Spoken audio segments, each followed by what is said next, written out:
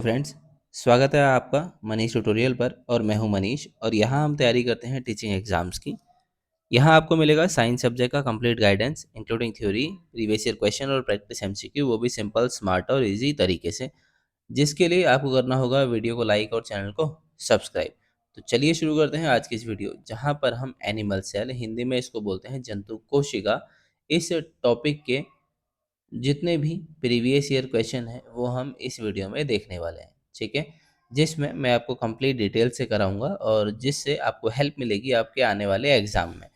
पहला क्वेश्चन है, which of the following enzyme is example of hydrolysis. इसमें से कौन सा एग्जाम्पल है हाइड्रोलिसिस एंजाइम का? तो हाइड्रोलिसिस एंजाइम के एग्जाम्पल बताने हैं। Mitochondrial enzymes, enzyme of DNA synthesis, digestive enzyme या एंजाइम्स ऑफ आरएनए सिंथेसिस। तो हाइड्रोलिस जो कैटेगरी है वो है डाइजेस्टिव एंजाइम का एग्जाम्पल। ठीक है, हाइड्रोलिसिस जो है एग्जाम्पल है डाइजेस्टिव एंजाइम का। ठीक है, और हाइड्रोलेज वो एंजाइम होते हैं जो कैटलाइज करते हैं हाइड्रोलाइसिस को। हाइड्रोलाइसिस का मतलब होता है ब्रेक डाउन। ठीक है, हाइड्रोलाइसिस का मतलब होता है किसी चीज को तोड़ना या किसी के ब्रेक डाउन करने को हम बोलते हैं हाइड्रोलाइसिस। ठीक है, हाइड्रोलाइसिस किसका होगा, ये ब्रेक डाउन किसका होगा, केमिकल बॉन्ड का और पानी की मदद से। ठीक है, इसको बोलते हैं हाइड्रोलाइसिस और इसके लिए रेस्पॉन्सिबल होते हैं डाइजेस्टिव एंजाइम्स। ठीक है, इसका एग्जाम्पल है डाइजेस्टिव एंजाइम का एग्जाम्पल है हाइड्रोलिसिस। ठीक है, और हाइड्रोलिसिस के जो एंजाइम्स होते हैं या डाइजेस्टिव एंजाइम्स के जो एग्जाम्पल हैं वो होता है आपका अमाइलेज, AMYLASE, अमाइलेज। दूसरा होता है लाइपेज, अमाइलेज, लाइपेज और पेप्सिन। ये तीनों डाइजेस्टिव एंजाइम के एग्जाम्पल्स हैं जो कि हैं हाइड्रोलेस कैटेगरी के। ठीक है, तो चलते हैं अगले क्वेश्चन की ओर। अगला जो क्वेश्चन है वो है mitochondria are found in. Mitochondria कहाँ पर पाया जाता है? सभी प्रोकार्योटिक सेल में, सभी यूकार्योटिक सेल में, सभी बैक्टीरिया में या प्रोकार्योटिक सेल के न्यूक्लियस के अंदर। ठीक है, तो जो माइटोकॉन्ड्रिया हमारा होता है, माइटोकॉन्ड्रिया पाया जाता है जितनी भी यूकारियोटिक सेल्स होती हैं सभी में माइटोकॉन्ड्रिया पाया जाता है। तो ऑप्शन नंबर बी आपका करेक्ट आंसर है। प्रोकार्योट्स में ये एब्सेंट होता है और बैक्टीरिया में भी नहीं पाया जाता है, क्योंकि इन दोनों में जो मेम्ब्रेन बाउंड ऑर्गेनल्स होते हैं वो नहीं पाए जाते हैं। ठीक है, जो कि यूकारियोट में पाया जाता है माइटोकॉन्ड्रिया। तो इसलिए इसका option number B correct answer होगा। ठीक है, माइटोकॉन्ड्रिया क्या है? ये एक मेम्ब्रेन बाउंड ऑर्गेनल्स है जिसमें क्या होता है, सेलुलर रेस्पायरेशन होता है। सेलुलर रेस्पायरेशन होता है और ये एटीपी भी बनाता है। ठीक है, एटीपी बनाने के लिए रेस्पॉन्सिबल होता है, इसीलिए माइटोकॉन्ड्रिया को पावर हाउस ऑफ सेल भी कहते हैं।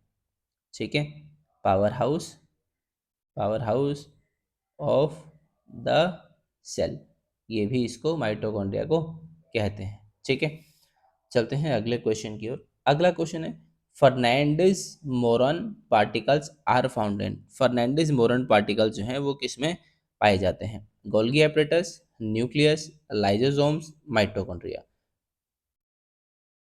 फर्नांडिस मोरन पार्टिकल पाए जाते हैं आपके माइटोकॉन्ड्रिया में। तो आपका ऑप्शन नंबर डी जो है यहाँ पर करेक्ट आंसर होने वाला है। इन्हीं को एलिमेंट्री पार्टिकल्स भी बोलते हैं और इसको बोलते हैं ऑक्सीजोम्स। OXYSOMES, ऑक्सीजोम्स भी इसी को कहा जाता है। ठीक है, ये सबसे पहले डिस्क्राइब किए थे फर्नांडिस मोरन ने, इसलिए इनको फर्नांडिस मोरन पार्टिकल भी कहा जाता है। ये पाए जाते हैं माइटोकॉन्ड्रिया की इनर मेम्ब्रेन में और ये F1 पार्टिकल भी इनको कहा जाता है। ठीक है, तो ऑप्शन नंबर डी इसका आपका करेक्ट आंसर है। ठीक है, गोल्गी एपरेटस कहाँ पर पाया जाता है? ये न्यूक्लियस के पास में पाया जाता है। ठीक है, न्यूक्लियस कहाँ पर होता है? तो न्यूक्लियस सेल के सेंटर में बेसिकली पाया जाता है। लाइजोसोम्स क्या होते हैं? ये आपके साइटोप्लाज्म में पाए जाते हैं। ठीक है, तो ये थे इसके क्वेश्चन के ऑप्शन। अगला क्वेश्चन है, the cell organelles not possessing a membrane. वो सेल ऑर्गेनल जिसमें मेम्ब्रेन नहीं पाई जाती है वो कौन सा है? राइबोसोम, लाइसोसोम, गोल्गी कॉम्प्लेक्स या माइटोकॉन्ड्रिया। तो आपका करेक्ट आंसर है यहाँ पर the cell organelle not possessing a membrane. तो ये है राइबोसोम, क्योंकि राइबोसोम में कोई भी मेम्ब्रेन नहीं पाई जाती है, तो ऑप्शन नंबर ए आपका करेक्ट आंसर होगा। ठीक है, राइबोसोम में कोई भी मेम्ब्रेन नहीं पाई जाती है, जबकि मैं आपको बताता हूँ राइबोसोम जो है वो प्रोटीन सिंथेसिस में काम आता है और इसमें कोई भी मेम्ब्रेन नहीं पाई जाती है, इसीलिए राइबोसोम को नॉन मेम्ब्रेनस ऑर्गेनल भी कहा जाता है। ठीक है, ये फ्रीली पाए जाते हैं और साइटोप्लाज्म में ये पाए जाते हैं। ठीक है, जहाँ पर ये अटैच होते हैं रफ एंडोप्लाज्मिक रेटिकुलम से। ठीक है, जो रफ एंडोप्लाज्मिक रेटिकुलम होता है उसके ऊपर ये अटैच्ड होते हैं और इन अटैच होने वाले इन स्ट्रक्चर्स को बोलते हैं राइबोसोम।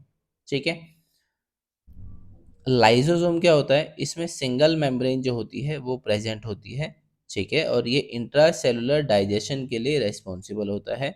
गोल्गी में भी सिंगल मेम्ब्रेन होती है और माइटोकॉन्ड्रिया में होती है डबल मेम्ब्रेनस स्ट्रक्चर है माइटोकॉन्ड्रिया, या इसमें माइटोकॉन्ड्रिया में डबल मेम्ब्रेन पाई जाती है। ये माइटोकॉन्ड्रिया हेल्प करता है एटीपी बनाने में और गोल्गी कॉम्प्लेक्स का रोल होता है पैकेजिंग में।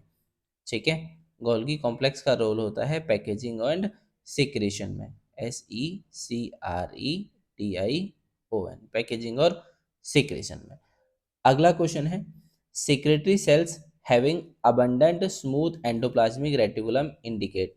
सिक्रेटरी सेल्स के अंदर स्मूथ एंडोप्लाज्मिक रेटिकुलम होता है तो वो क्या दर्शाता है, protein secretion, carbohydrate secretion, hormone secretion या लिपिड सिक्रेशन। तो सिक्रेटरी सेल्स में जब स्मूथ एंडोप्लाज्मिक रेटिकुलम ज़्यादा होगा, इसका काम होता है लिपिड सिक्रीशन।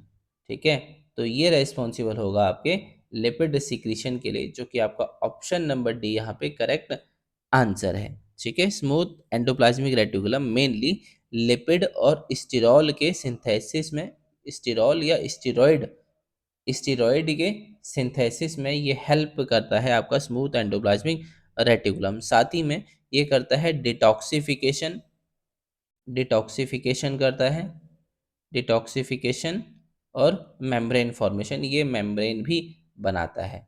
ठीक है, तो इसलिए ये स्मूथ एंडोप्लाज्मिक रेटिकुलम इसके इतने काम होते हैं। ठीक है, और ये कुछ लिपिड और स्टेरॉइड हार्मोन जैसे एड्रिनल कॉर्टेक्स और टेस्टिस और ओवरी से निकलते हैं और उनमें भी ये रोल प्ले करता है।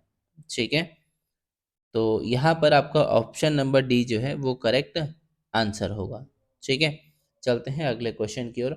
अगला क्वेश्चन है न्यूक्लियोसोम, द न्यूक्लियोसोम। न्यूक्लियोसोम क्या करता है, surrounds nuclear pore, has only DNA and non histone protein, is fully responsible for packaging DNA into chromosome, या contains a core of histone with DNA wrapped around it. तो nucleosome क्या होता है, nucleosome contain करता है core of histone with DNA wrapped around it. तो आपने ये इसका स्ट्रक्चर ऐसा कुछ देखा होगा, ये बीच में इसको हम बोलते हैं कोर और इसके चारों तरफ ऐसे डीएनए जो होता है वो ऐसे लिपटा हुआ होता है। ये पूरा क्या है, डीएनए, ये डीएनए इसमें ऐसे लिपटा होता है, तो इसी हम पार्टिकल को बोलते हैं न्यूक्लियोसोम। इसी का क्या नाम होता है, न्यूक्लियोसोम। ठीक है, इसमें बीच में क्या होता है, ये जो बीच वाला आप भाग देख रहे हैं इसको हम बोलते हैं कोर। ये बना होता है हिस्टोन प्रोटीन से और इसके चारों तरफ ये जो है ये डीएनए लिपटा हुआ होता है। ठीक है, तो ऑप्शन नंबर डी इसका करेक्ट आंसर है। ठीक है, और ये जो हिस्टोन है ये बीच में कोर प्रोटीन है, कोर है वो बना होता है हिस्टोन प्रोटीन का, और हिस्टोन प्रोटीन 8 होती हैं, 8 हिस्टोन प्रोटीन से ये मिलके बना होता है, जिसमें H2A, मैं यहाँ पर लिख देता हूँ, H2A, H2B, H3 और H4, ये चारों होते हैं और इनके दो दो यूनिट होते हैं। ठीक है, सबके दो दो यूनिट होते हैं, तो इसलिए ये टोटल होते हैं 8। ठीक है, और ये पाए जाते हैं कोर में, तो मतलब कोर में 8 हिस्टोन प्रोटीन जो हैं वो पाई जाती हैं। ठीक है, और इसके अराउंड में डीएनए जो है ये पूरा लिपटा हुआ होता है और इसमें डीएनए में 146 बेस पेयर मौजूद होते हैं। ठीक है, तो चलते हैं अपने अगले क्वेश्चन की ओर। हाँ, यहाँ पर जो इसका फंक्शन होता है वो होता है डीएनए पैकेजिंग इनटू क्रोमोसोम। ये डीएनए को पैक करता है क्रोमेटिन में। ठीक है, ये इसका फंक्शन होता है। चलते हैं अगले क्वेश्चन की ओर। अगला क्वेश्चन है the cell organelle which is rich hydrolytic enzyme is called. जो सेल ऑर्गेनल जिसमें हाइड्रोलाइटिक एंजाइम्स ज़्यादा मात्रा में मौजूद होते हैं वो क्या है? न्यूक्लियस है, राइबोसोम है, गोल्गी बॉडी है या लाइसोसोम है? तो हाइड्रोलाइटिक एंजाइम जो ज़्यादा होते हैं उसका ऑप्शन है लाइसोसोम। तो लाइसोसोम ऑप्शन नंबर डी आपका करेक्ट आंसर होने वाला है। ठीक है, इसमें ये होते हैं ताकि इसमें इंटर सेलुलर डाइजेशन हो सके, इंट्रा सेलुलर डाइजेशन हो सके, ताकि अगर कोई भी हार्मफुल पार्टिकल है या कोई भी सेल अगर अपना फंक्शन अच्छे से परफॉर्म नहीं कर पा रही है तो वहाँ पर क्या होता है, लाइसोसोम क्या होता है, फट जाता है और उसको डिस्ट्रॉय कर देता है। उसके अंदर के जो भी एंजाइम है उस सेल को डिस्ट्रॉय कर देता है। ठीक है, इसमें क्या होते हैं, अलग अलग एंजाइम होते हैं, जैसे प्रोटीएज होता है और लाइपेज होता है, न्यूक्लियेज होता है और ग्लाइकोसाइडेज होता है। तो ये कुछ एग्जाम्पल हैं एंजाइम्स के जो कि इसके अंदर प्रेजेंट होते हैं। ठीक है, ये बेस्ट काम करता है अपने एसिडिक पीएच पे। एसिडिक पीएच पे ये बेस्ट काम करता है और ये रेस्पॉन्सिबल होता है ब्रेक डाउन करने के लिए पैथोजेंस को और मैक्रोमोलिक्यूल्स को। ठीक है, इसीलिए लाइसोसोम को सुसाइडल बैग भी कहते हैं, SUICIDAL, सुसाइडल बैग, इसीलिए लाइसोसोम को सुसाइडल बैग भी कहते हैं। चलते हैं अगले क्वेश्चन की ओर। अगला क्वेश्चन है lysosomes have high content of. Lysosome में सबसे ज़्यादा क्या होता है? हाइड्रोलाइटिक एंजाइम, लिपोप्रोटीन, पॉलीराइबोसोम या डीएनए लाइगेज? तो इसका जो करेक्ट आंसर है वो है आपका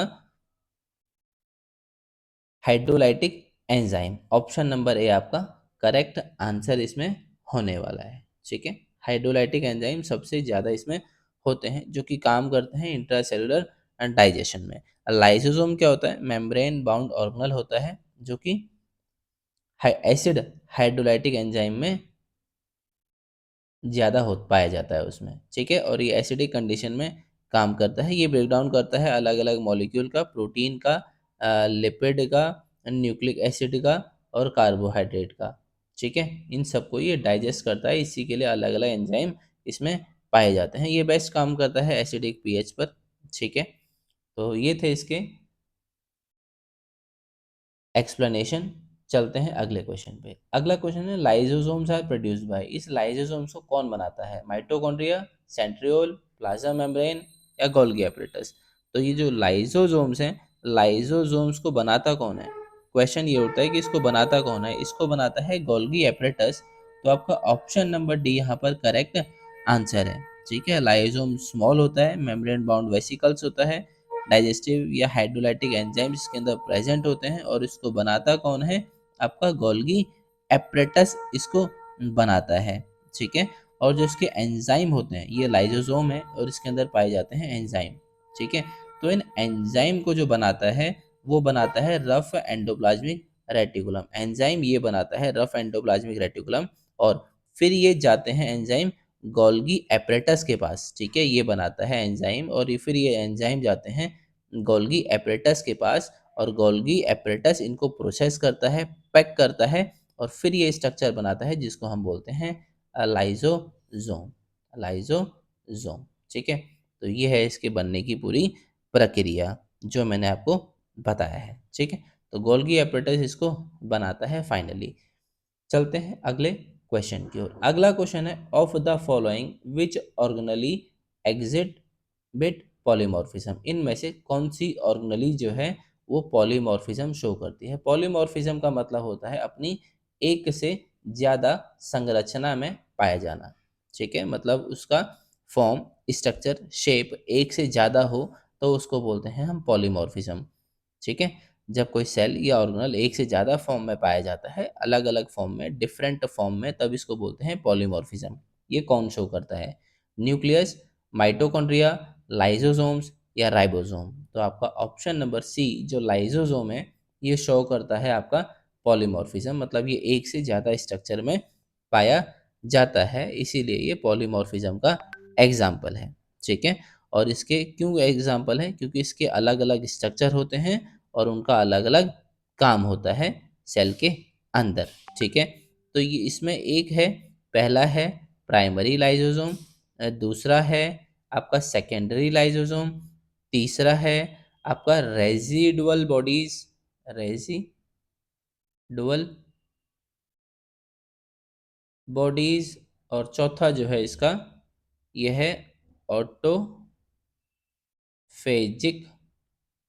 ऑटोफेजिक वैक्यूल्स। ठीक है, ये चारों इसी के फॉर्म हैं, किसके? लाइजोसोम के। प्राइमरी लाइजोसोम नया नया बनता है और इसको बनाने वाला होता है आपका गोल्गी एपरेटस, जिसमें इनएक्टिव एंजाइम्स होते हैं। जब इसके एंजाइम एक्टिव नहीं होते हैं तब इसको हम बोलते हैं प्राइमरी लाइजोसोम। सेकेंडरी लाइसोसोम होता है जब प्राइमरी लाइसोसोम फ्यूज होते हैं। मान लो दो प्राइमरी लाइसोसोम जब फ्यूज होते हैं तो ये बनाते हैं सेकेंडरी लाइसोसोम्स। ठीक है, सेकेंडरी लाइसोसोम बनाते हैं। तीसरा है रेजिडुअल बॉडीज, जब ये अनडाइजेस्टेड मटेरियल होता है उसको हम बोलते हैं रेजिडुअल बॉडीड अनडाइजेस्टेड मटेरियल। मान लो ये लाइसोसोम है, ठीक है, इसने एक सेल को डाइजेस्ट करा। अब इसमें हो सकता है कुछ पार्टिकल बच जाए। अब जो बच गया है ना यहाँ पर, तो इसी को बोलते हैं रेजिडुअल बॉडीज। जो अनडाइजेस्टेड मटेरियल होता है उसको बोलते हैं रेजिडुअल बॉडीज। ठीक है, ऑटोफेजिक वैक्यूल का मतलब होता है जो डाइजेस्ट किया जाता है सेल ऑर्गेनल्स को। ठीक है, उसको बोलते हैं ऑटोफेजिक वैक्यूल्स। तो ये चार थे इसके पॉलीमॉर्फिज्म जो शो करता है स्ट्रक्चर लाइसोसोम उनके बारे में। ठीक है, तो यहाँ तक मैंने आपको कंप्लीट समझा दिया है। अब आपसे मिलते हैं नेक्स्ट वीडियो में। तब तक के लिए आपको वीडियो पसंद आती है तो आप वीडियो को लाइक कर सकते हैं, चैनल को सब्सक्राइब कर सकते हैं।